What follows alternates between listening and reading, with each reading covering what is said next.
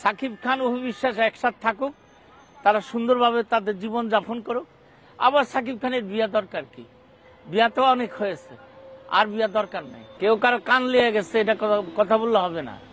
সাকিব খান বিয়ে করেছে কিনা, পারিবারিক কোনো সূত্র আছে কিনা, সেটা আসলে সবার জানা উচিত। আন্দাজি কোনো কথা বললে হবে না।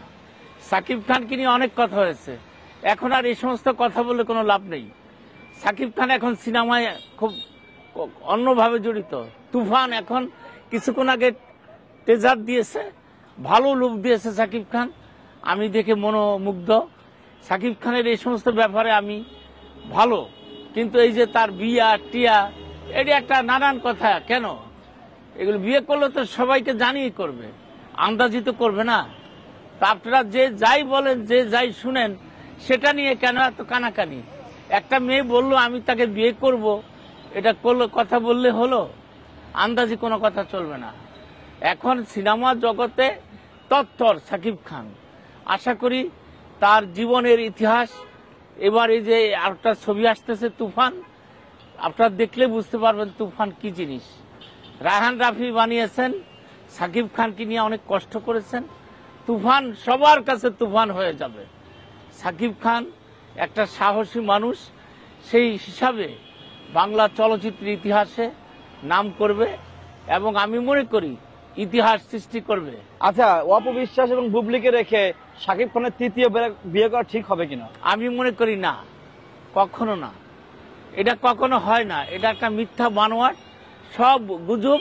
আপনারা বুঝতে পারবেন, একসময় জানতে পারবেন সাকিব খানের কথা।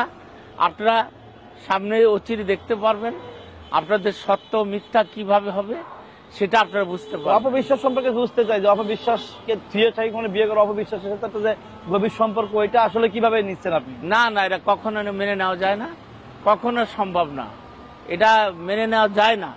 কিভাবে মেনে নেওয়া যায়? একদিন এক এক কথা, এক এক রঞ্জন, এক এক কুঞ্জন, এগুলি কি? সাকিব খানকে নিয়ে এই সমস্ত বলা উচিত না। আমি মনে করি, আমি মিজানুর রহমান, আমি চলচ্চিত্রের একজন মানুষ হিসাবে এই সমস্ত ব্যাপার আমি ঘৃণা করি, একটা ঘৃণার চোখে দেখি। আচ্ছা, আপনি কি চান যে সাকিব খান অপবিশ্বাসকে নিয়ে আবার সংসার করুক? আমরা তো চাই তাদের আগেরটাই জোড়া থাকুক, জোড়া লাগুক, নতুন করে আবার দরকার কি? সাকিব খানে এমন কি হয়েছে তার বিয়ে করতে হবে, সংসার করতে হবে? এটা খুব মানায় না। চলচ্চিত্রের মানুষ হিসাবে আমি মনে করি এটা কোনো কাজেরই না। আশা করি সামনে অচিরে সব সুনির্দিষ্ট হয়ে যাবে, আপনারা বুঝতে পারবেন, আপনারা জানতে পারবেন। আপনি সাকিব খানের বিয়ের ব্যাপারে যে এখন অপবিশ্বাস এবং বুবলিকে রেখে সাকিব খান যদি তৃতীয় বিয়ে করে, আসলে এই বিয়ে করাটা ঠিক হবে কিনা আপনার কাছে? আমি মনে করি ঠিক হবে না। আর যে যাই বলছে এটি মিথ্যা বানোয়াট, কখনো সম্ভব না। সাকিব খান অপু বিশ্বাস একসাথে থাকুক, তারা সুন্দরভাবে তাদের জীবন যাপন করুক। আবার সাকিব খানের বিয়া দরকার কি? বিয়া তো অনেক হয়েছে, আর বিয়া দরকার নাই। অপু বিশ্বাসকে নিয়ে থাকুক। আমি মনে করি এতদিন ছিল বুবলি নিয়ে গিয়ে থাকলে অসুবিধা কি? আবার নতুন করে সংসার করতে হবে, জীবন যাপন করতে হবে। আমরা তো এটা বড় মনে করি না।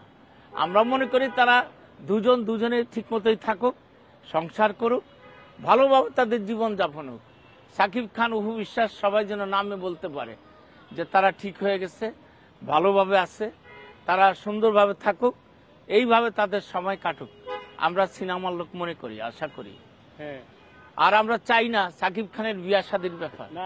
এখন ভালো কিছু পাইছে, সে ভালো রূপ করছে। আপনারা দেখতে পারবেন ছবিটা এখন ট্রেজার ছাড়ছে, এখন আগামী দিনে আরো সুন্দরভাবে আসবে। মামা শুনেন, এখন বিষয় হচ্ছে সামনে তো সাকিব খানের তুফান আসতেছে, এবং তুফানের পাশাপাশি আপনার যে সিনেমা, আপনি যে হিরো হিসাবে কাজ করছেন আমরাও মানুষ, সেটা তো সামনে আসতেছে। হ্যাঁ, সেটা আমরা রেডি করতেছি, আইসা পড়তেছি। আমরাও মানুষ নিয়ে কি বলতে চান? আমরা মানুষ জনগণকে বলতেছি আপনারা এই ছবিটা দেখবেন এবং মজা পাবেন। সুন্দর ছবি, আমার অভিনীত ছবি, আপনারা দেখলে খুবই শান্তি পাবেন এবং সাকিব খানের চেয়ে কম নয়। আপনারা এই ছবিটা দেখলে পাবেন আমরা যে অভিনয় করেছি, সে অভিনয়ের মাধ্যমে বুঝিয়ে দিয়েছি আমরাও মানুষ, সকল মানুষের মাঝে আমরাও মানুষ থাকতে চাই এবং সাকিব খানের পরিবার যেন সুন্দর থাকে সেটাও আমরা